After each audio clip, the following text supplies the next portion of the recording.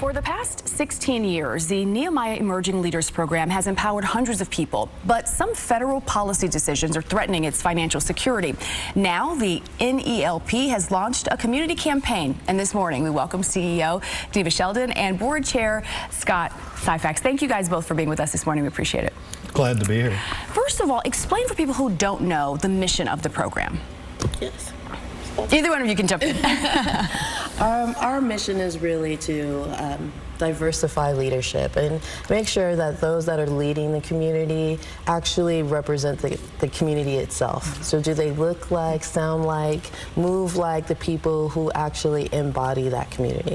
What do you all believe has been the greatest impact over the last 16 years? I think that the greatest impact has been the diversification of the tables of power and influence within this region.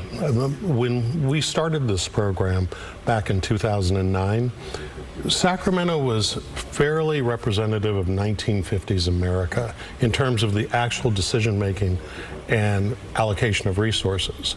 Today, because of programs like the NELP program, you see decisions being made where it is that the entire community is represented. And we've moved people from seeking opportunity to actually being in the C-suites and leading the major organizations, both corporate and nonprofit within this region. Tell me a little bit about the program and what it is that participants are learning and what are they ultimately gaining that leads them to the C-suite?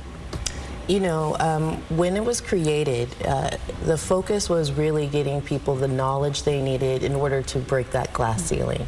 And that includes the ability to negotiate, the ability to be able to walk into a room and feel comfortable having conversations with people at higher levels. And so we really do focus on the comfortability of the people that are going through the program, and we teach them a variety of skills to help them in different situations. But I think the secret to our sauce is Sacramento is very much a diverse community. Can you lead that community, no matter what you look like and who you are?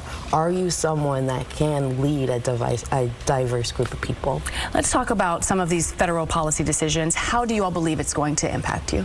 Well, I think that these federal policy decisions send a market signal to the typical sponsors of a program like ours, where it is that they say, hey, you know, we've supported you for years, we've sent our own employees through this program, and we really love the product that you produce. But at the same time, we're kind of scared because of all of these pronouncements from the federal government that say that, hey, if you are involved in doing things really just to create access for people. All we're doing is giving people a chance not only to compete, but to be successful. We, the federal government, will not do business with you, or somehow you will be ostracized. And so we're playing the long game, and we are staying true to our mission because that access has been a force multiplier, not only in diversifying the tables of power and influence, but also creating economic value within this region. Sure, really quickly, we want to talk about the campaign that you just started. Tell me the details really quickly. We've got about 15 seconds. Yes, Fortify the Bridge. So we are looking to strengthen our community, strengthen that bridge where we're taking emerging leaders to the other side. And so we're looking for 1,000 people to give $50 a month to help us fortify the bridge. And how can people contact you to do that? NehemiahLeaders.com. Okay, pretty simple. Thank you both for joining us this morning. We appreciate it.